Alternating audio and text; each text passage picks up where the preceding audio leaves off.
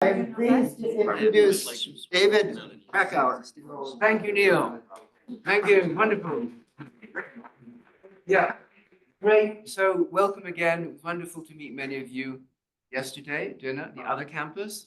Thank you so much, Diana and Neil and Vince and Peter and other people who made this possible. I'll be brief, but I want to talk a little bit. This is a topic that interested me. I don't, God, it seems like a long time ago, like when we were talking. Yes. It's like 2 decades ago. But I just want to raise some issues about the limits to understanding one another. Just what limits mutual comprehension generally? And you see these things here written on the walls. To some people, those mean a great deal, and to others, they mean absolutely nothing. And I want to talk a little bit about some theory development that we did in the 90s. To deal with the limits to understanding. Most of us who are interested in this start with information theory. So this is Shannon. But the problem with Shannon's information theory is you make a lot of assumptions before you start writing down formalisms. Notably, we've already coordinated on the shared meanings. We know what the symbols are, we know what the objects are they refer to. It's just a question of communicating with enough redundancy to be reliable. So all of the meanings have been formed. So in other words, Shannon in the 40s neglected things that John Nash and Wittgenstein started worrying about in the 50s. And this is a quote from Elizabeth Anscombe's beautiful translation of the Investigations. In this sort of predicament, always ask yourself, how did we learn the meaning of this word? Good, for instance, from what sort of examples? How do I know when I say the word good to you, you have the same meaning in your mind? This is a very hard problem. It is not solved by information theory. And so in the 90s, when I went to the Institute for Advanced Study in Princeton, this is what I started working on. How do you combine Nash with Wittgenstein? That was explicitly the objective. I should tell you, I immediately entered into a language game with John Nash. And so I got to know him a little bit. He does not look like Russell Crowe. Looks like an iguana. And there's a shuttle that takes you from the Institute for Advanced Study to Princeton. And some of you know this story. And I went to the shuttle and I saw John Nash. So, Professor Nash, I'm David Krakauer. Delightful to meet you. He said to me, Krakauer, Frankfurter, Hamburger. And got on the shuttle. And we were playing a language game because it was it's a toponymic name of the Jewish diaspora. And so Nash was signaling to me he knew something about my genealogy. And anyway, so the whole idea of this program was to establish limits and bounds on mutual comprehension. I just want to give you one very simple one. Imagine you were communicating with an octopus. Who here works on cephalopods? So cool. Yeah, they've become, I think after Ted's book, we're just all cephalopod fans. So, quite independent of the cognitive capabilities of the communicating beings, there are limits to communication. I want to show you one. Let's imagine, I apologize, a little bit of arithmetic.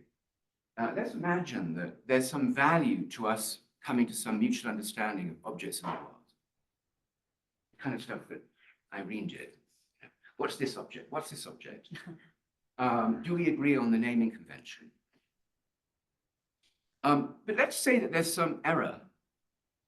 So let's say U is this little probability that I mistake one symbol for another. Okay. So this is getting it right. So I'm just communicating a series of objects. And the probability of mistaking one symbol or signal for another is going to be proportional to their similarity. Because ambiguity goes up, the more similar things are. Write this down formally. So imagine you have some interval, and I'm going to communicate to you a real number in the interval. And the more different they are, the easier it is for them to be mutually understood. And the more similar they are, the more difficult. And so like this, if they're very, very different, the similarity is low, and so the payoff from mutual understanding will be high. And contrary-wise, if they're very similar, right, then the error will be higher, and the total payoff for the communication event will be lower. Write down an equation and ask the following kinds of question. What is the effect of that ambiguity on how we choose the signals to communicate? How many signals should we communicate? And so forth. This is very simple. It uses a very nice theorem. So let's imagine we have that interval, and I was communicating only one signal to you. Where should you place the signal if it's only one? Anywhere. It doesn't matter, right? If there are two, now I'm going to spread them as far apart as possible. And you can prove in this particular pathological case, you get these symmetric optimum solutions. But as you increase the number of signals that you're transmitting, you actually sacrifice the total repertoire for a minimum of ambiguity. So you can see on the very bottom, where there are 6 total signals being communicated, I actually choose to have 3 that are clearly communicated, and I stack the other signals up at the ends with maximum ambiguity. So you can prove that in a very simple communication between 2 cognitively sophisticated agents, they actually choose to not communicate. There is a fundamental limit to the maximum repertoire that they choose to use. Okay.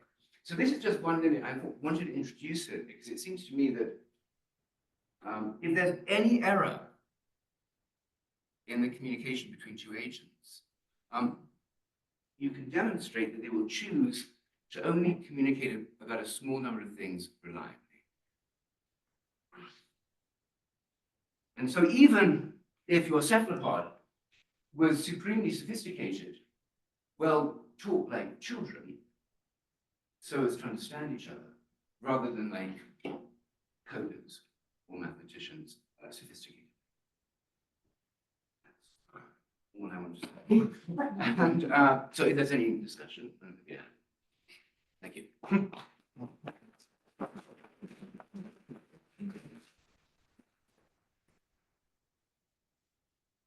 Chris, quick. So thanks for this. It seems like the theorem is a result of the signal living in a finite dimensional space. Yeah. And if we were in some hypercube or... Yeah, we generalize it actually to a variety of different geometries. The basic concept remains exactly the same, which is that you always make a trade-off between maximizing clarity on a small number of very well-defined symbols and throwing away all those, sort of in mathematical terms, you maximize the clarity of the broken symmetries by stacking up as many symbols as possible in the symmetrical boundaries. You can do it on the circle, and you can do it in high-dimensional geometries too. I'm just thinking about error-correcting codes, for instance. Yeah, that's a different problem. Okay. It's a different problem. But again, the key insight here, just to get us started, is that if you're in the Wittgenstein space, not the Shannon space, where you're trying to come up with an understanding of the basic concept, and there's any error, the number of concepts that you will use to communicate will be very small. And I think this is a problem, and I don't think we have a theory that tells us how humans have actually transcended that. That's sort of the idea here, the boundary that we need to cross to reach this kind of level of sophistication. But so is the thing which is limited to a small number, is it more like the alphabet of individual symbols? I mean, we could also use those in principle. We could build them up into long strings. Yes. So just to end, if you read the papers, Okay. One solution to the problem is to build grammars of syntax. Great. That's exactly the point. Yeah. Thank you. Peter and Vint, is the audio working for you? Good. I want to kick off by explaining why we're here, but I think David already did it by making a tossing out the phrase, if you're in the Shannon or the Wittgenstein space. And I think that's a great vignette of why we're here. Why are we at the Santa Fe Institute? So in 1993, I was at a summer school here where AI was just emerging and being used to predict the future. And it sounded really exciting, and I was completely exasperated because the state of the art in the literature was for people giving talks and publishing papers saying, here's what I did, which sounds sort of obvious, but there was no way to compare what anybody did with anybody else. It was just declarations of, here's what I did. And so with Andreas Weigand, we had a radical suggestion. We said, let's make a contest. And there was a collective gasp at the Santa Fe Institute. You know, we're nurturing the tender flame of complexity, and we collaborate, we don't compete. That destroys our culture. But after some debate and some discussion, we did a time series competition where we gave people data, and then whatever technique you used, you had to predict the future. It was wonderful. It worked fabulously. We learned all sorts of things. My favorite part of it is on one of the test problems, the second place winning one used like many days of supercomputing time, and the winning contest was somebody who just did it by eye, who just sort of looked at it and drew it in. And it really underscored that what mattered wasn't simply the algorithm, but the insight and how you use the algorithm. And that early contest helped establish the notion of benchmarking tasks in a way that's become essential for the AI maturing, that AI has really well-defined benchmarks, and you can't just claim insight, but you can really sort of evaluate progress through it. So that was in 1993 where we did that contest. So then moving forward, and you'll hear all about this, let's see, it was in 2013 at an earlier TED, Peter mentioned to me, I've been playing music with bonobos, and they're more thoughtful, responsive musicians than most of the ones I play with. What should I do about this? And Vint was on the board of the Gorilla Foundation and thinking about how we communicate with aliens eventually. And Diana was doing her fabulous work. And that all came together in the TED Talk that on an Interspecies Internet. Then after incubating for a few years, we ran a meeting at MIT where there was this wonderful sense across it of people who discovered they were part of a community they didn't realize they were part of. And so that's nurtured and grown thanks to many of the people you'll be hearing about into this Interspecies initiative. And then starting just in the last year, this conversation grew with the XPRIZE about a contest for interspecies communication. And in that first conversation, there was like just a little beat in the discussion about, well, how do we award it? And that little beat unpacked into, how do you measure interspecies communication? How do you falsify interspecies communication? And quickly telescoped into that absolutely essential, profound, deep problem that was way beyond a passing note, and it really needed a deep dive. And so that led to the idea then, when David had invited me for the SFI annual event, I said, you know, can this puppy follow me home? Can we bring a few friends here? And Santa Fe has been really gracious in hosting it. But going back to that, was it 1993 study, the goal now is to figure out how to falsify progress in interspecies communication, to go from anecdotally, this is what I did, to how do you compare, how do you evaluate, how does it grow? And the XPRIZE collaboration, the meeting isn't simply about the XPRIZE, but it's posing this really core question about, you know, initially, literally for this audience, when the dog can talk, it's interesting, it's a talking dog, but eventually you care what the dog says. Sort of how do we evaluate that progress? So this is a working meeting to come up with, the simplest way to say it is, how would you evaluate an XPRIZE for interspecies communication? More broadly as a community, sort of how do you measure progress? And so it's not a mutual admiration society, it's a 2-day deep dive into those questions. And then I want to end with a extra credit challenge, which is over that same time stretch, I helped start a network of 2,500 Fab Labs in 150 countries, in fact, working with Carolina, Kate, and a number of colleagues. And that's gone viral in expanding access to advanced manufacturing. It included events, but crucially, it included things like an inventory of best practices, and it included classes to teach the skills to expand access. And so if you take that growth, the extra credit assignment is how to expand access to this community. Many of you are outliers with exceptional resources in unusual environments. How do you make this community more accessible for more people to participate in it? I would give as an extra credit assignment. So that's what we're here for 2 days. And the goal is the real output of how do we measure progress. We won't finish it in 2 days, but the goal is to rough out what that looks like, enough to really move forward towards this XPRIZE for all the goals you'll be hearing about. So thanks to the SFI for hosting us, and that's what we're here for.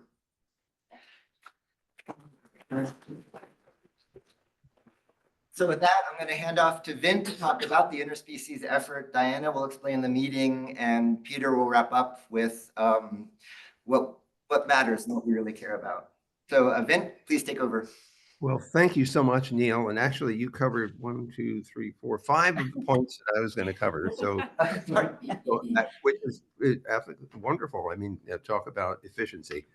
So I just want to draw attention to the fact that we've had other collaborations in the course of the evolving Interspecies Internet effort, one of which is with Jeremy Collar and his foundation, and Will Davis, who helped get us off the ground by helping to organize the work that Interspecies Internet was undertaking. Since that time, we have now incorporated 2 nonprofits, one in the US and one in the UK. We've added staff, Kate Armstrong and Carolina, who are with you today. And that has increased our ability to operate in an organized way. The 2 of them make us look like we're actually know what we're doing, even though I think some of us would admit that we're not quite sure and we're still groping around in this really interesting space. We are also have been benefited by a relationship with the Internet Archive and Mark Graham, who is part of that team. And in particular, this brings up a very important notion, which Leo Tortier and I talked about yesterday in just a private conversation, which is the accumulation of useful data that helps us understand what kinds of signaling, I'm going to use that word for just a moment as opposed to communication, what kind of signaling is going on intraspecies and interspecies. And as you probably know, and maybe you've seen some of the sessions that we've had online, there are multi-species interactions that take place, like the honeybees, for example, or the prairie dogs that are communicating alarm signals or sharing alarm signals with birds. So we see evidence that there is interaction, cognitive interaction taking place. What we would like to do is to accumulate information about the context in which those signals occur and to categorize them to the best of our ability, and to make that data available so that things such as artificial intelligence and neural networks can help us, among other things, analyze and recognize not only correlations, but also causality. So what you're doing for the next couple of days is super important to us in terms of our objective, which is to put this whole question of interspecies cognition and communication on a firm basis. And as Neil has pointed out, we need to be able to convince ourselves, let alone others, that we've actually identified a cognitive exchange. How do we falsify the claim that such exchange has taken place? So we are, and speaking now for all of us as part of the board, eager to make progress in both partnerships, collaborations, and even funding. Although we ourselves are not exactly rife with dollars, but we hope to persuade others that they should invest in the research that many of you are undertaking. So I'll stop there and pass the baton over to Peter for further remarks. Diana next and then Peter. Oh, Diana, I'm sorry. Yep. Hi, it's okay. Thanks, Vint. So I just want to reiterate a couple of things that you've already heard and just go beyond that a little. So this, first of all, thank you all for joining us. This is a very exciting meeting and it's great to see you guys. It's sort of like feeling very familial in a lot of ways because a lot of us know each other and share an ethos about not only taking a scientific approach to trying to understand how other animals are communicating amongst themselves, which is intraspecies communication, the natural forms of communication that other animals use. And a lot of us work studying interspecies communication, as we've just heard about, where different species are communicating with each other. And as you know, for the Interspecies Internet, our focus has been on both over the years. We're interested in helping to promote and bring together this really quite interdisciplinary forum of people, from scientists to AI folks who are also scientists, to philosophers, to artists, to musicians, in thinking about how we can do this even better and raising public awareness, because it's great to be able to learn about these things as scientists, but we also want to be able to translate this to the larger community. And Interspecies does public lectures that are available, and many of you have been doing lectures for us, which is wonderful, and also talking to policymakers and things like that. This particular conference, again, as Neil mentioned, was born out of a very interesting call we got from the XPRIZE folks who are here. Hi, guys. And it was immediately clear that we shared a similar ethos with you. What the idea is in this group is to focus on intraspecific communication, trying to decode the communication of other species. We're obviously equally interested in interspecies. And again, I mean, Pepperberg and many other people who are involved in that, me included, are involved in that still, and we're equally interested. But this, I want to be clear, this particular conference is focusing on the question which the XPRIZE folks posed to us. They said, we think that this would be a great challenge and a great idea for an XPRIZE to decode the communication system, to offer a prize for decoding a communication system of another species. And today you're going to be hearing a lot of different talks, and there are our literature is rife with people who've been looking at signals that other animals use. Obviously, von Frisch got an early Nobel Prize for looking at how bees communicate the location of food. They do two different kinds of dances, and distance makes a difference. Okay, if it's close, if it's within 50 meters or so, it's a little simpler waggle dance. If it's further distance, it's a round dance. If the food is further, they do a more complex waggle dance. And again, you're going to be hearing a lot of talks today about signals and how we're studying other animal signals. But how do we decode a communication system? That's a fundamentally different question, and I don't have the answer. And when we were asked this question on a call, I said, gosh, don't ask us. They came to us and said, what do you guys think? And I said, don't ask a couple of us. This is a great idea for a conference. And to do it here at SFI, where you study complexity and bring this really great group together, it just seemed like the right thing to do. So here we are today, and we're going to be focusing on this. And I think that we're going to hear more from Kate in a few seconds about the nature of this conference even more. So we're going to hold your hand throughout it, and we're going to guide you. But this is going to be a product of what you guys are doing collectively. Okay. So again, lots of thanks for being here with us today. Kate. Next, we'll go to Peter online. Oh, I'm sorry, Peter. We're really good at it. Okay. Can you hear me okay? Great. Well, hi, everyone. It's a fantastic opportunity to be with the Santa Fe Institute, and I wish I was able to be there in person, but it's exciting and great to see things moving. I was asked to sort of look at the area of ethics and how we engage. So 100 years ago, the idea of talking to animals was the subject of a children's book. And today it's the subject of serious science. Mankind was often not smart enough to recognize non-human intelligence. And we managed to convince ourselves that real intelligence was unique to humanity. But that moment of separation, that spinning off from the natural world, was also the moment when we began to see all living things, all flora and fauna, as property, without any rights, as material that we could exploit in any way we chose, whether as meat, shoes, handbags, entertainment, or sport. All were just resources for the greatest of the great apes, in other words, us.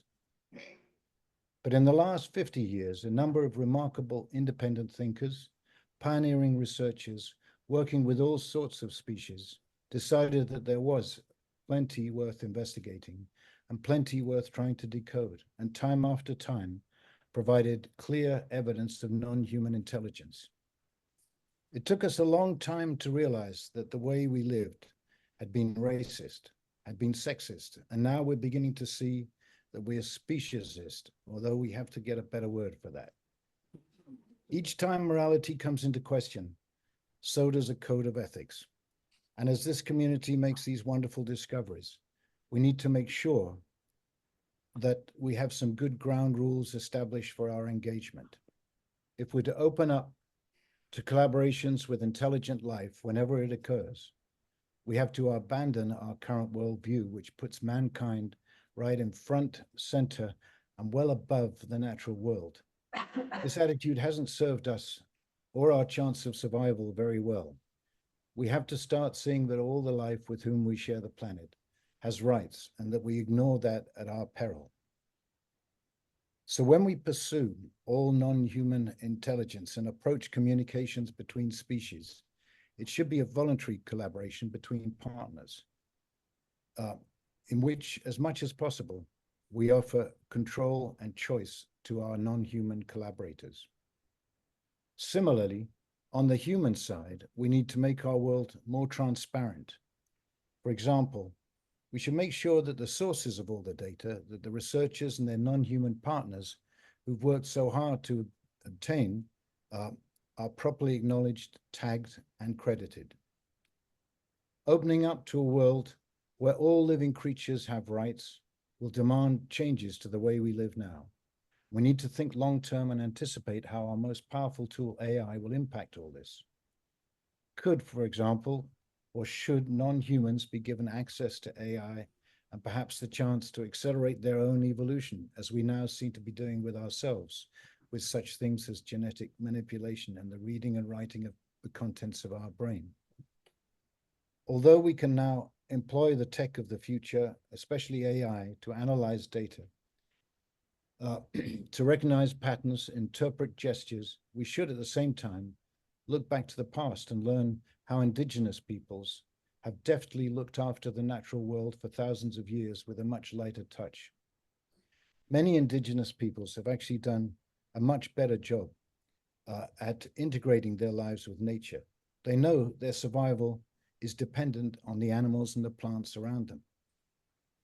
There are many wonderful stories of sick animals heading off into the bushes to search for plants that might heal them. This behavior is known as zoopharmacognosy, which is a wonderful word in itself, and suggests an innate understanding of medicinal properties in nature, something we may once have had and lost. But when those animals head off into the bushes to self-medicate, they'd often be followed by the tribe's best tracker. And closely after them, there would be the drug company researcher.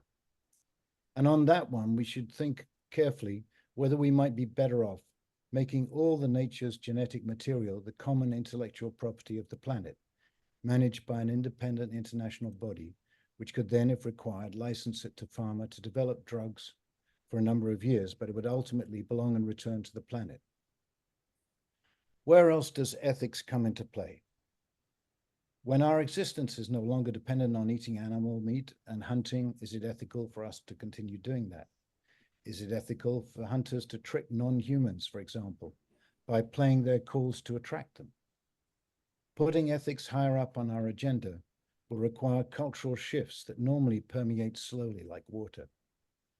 But maybe all this research can foster a different relationship with nature, which acknowledges and reveals the interconnectedness of all things, and no longer sees the natural world as property, open for any kind of exploitation that suits us. A world in which the non-humans are not just the object of experimentation, but partners in mutual understanding. Interspecies Internet's purpose is in part to connect, build, and strengthen this community of humans and non-humans. We're full of paradoxes. We treat many species with uncaring brutality, but at the same time, we adore our pets. Where does that desire come from? Although the relationship of many pets may be one of professional companion, I think there must be something instinctive and innate in us that nourishes us if we're beside, amongst, and interacting with other intelligent and different beings. Can we now begin to imagine that our descendants might want and create a world in which all sentient beings can interact with us safely, have basic rights, and are treated with compassion? I certainly hope so.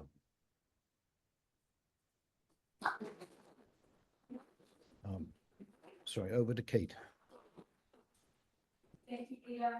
Thank you, all of our trustees. This is why they are our visionaries. This is why they lead our community at Interspecies, because we really resonate with everything that has been said across the four of you. So thank you very much for your support and your guidance.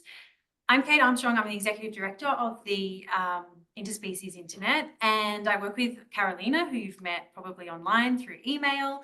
And we have a very new member who is actually joining us from from Tuesday, I think, which is Christian Hernandez, who's joining us again. So the three of us really thank you all so much for giving your time, your effort, your knowledge, and your experience to this very exciting event. So we haven't been able to meet in person for a while, and so this not only is a real milestone working with the XPRIZE as a new partnership, but also a milestone for our community coming together again to be able to see each other. And as Diana said, it feels like family, which I think is a great start for us. So I'm going to give a very quick rundown of what we will be doing over the next couple of days. I'd like to start at the end, which is probably not the most conventional place to start. But what we are looking for over these next today and tomorrow is an output. So there is two kind of parts to this output. One, as Neil mentioned, is for us as a community, is to mark in the sand what it is we do together and what brings us together under this kind of idea or this umbrella of Interspecies Internet. So that will be the form of a publication, part verbatim, part curated by our team and many of you here today. And that will be really a moment for us collectively to celebrate and to also reflect on what we're doing and where we're going as an organization and as a wider community.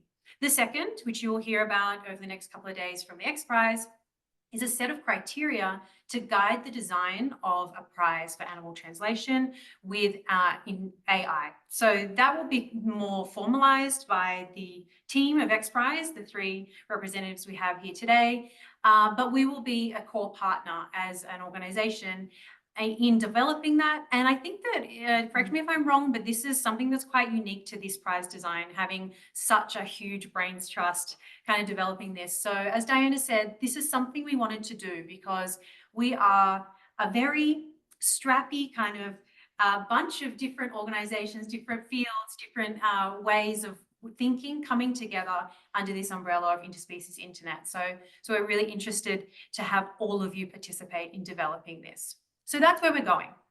To get there, we'll be doing a 2-day workshop. Today, you will hear from each other, your peers, some inspirational talks, as Diana said, talking about the different ways in which signaling is happening in research.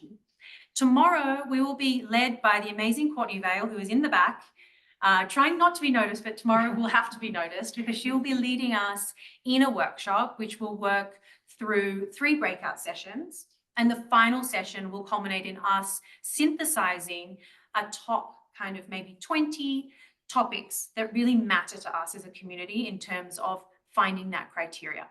So we will aim to get this done in 2 days. It is a very, very difficult feat, but nothing in comparison to what you're doing in your labs and on the field. So I don't have any issue with entrusting this to you as a community. I think we're going to do fine. if there are any questions about who is talking, how this is happening, the output publication at the end, please let me know. Just be mindful that everything will be recorded and we will be taking photos. If there's any issue with that, come and let me know. I think apart from that, we're kind of hitting the ground running. 1 minute over time, I think we're looking good. Caro, anything I've missed? No, I don't think so. Okay, anything I've missed from the audience that anybody wants any additional info on? I did kind of run through that pretty quickly. No? Okay. So we're going to get to our talks.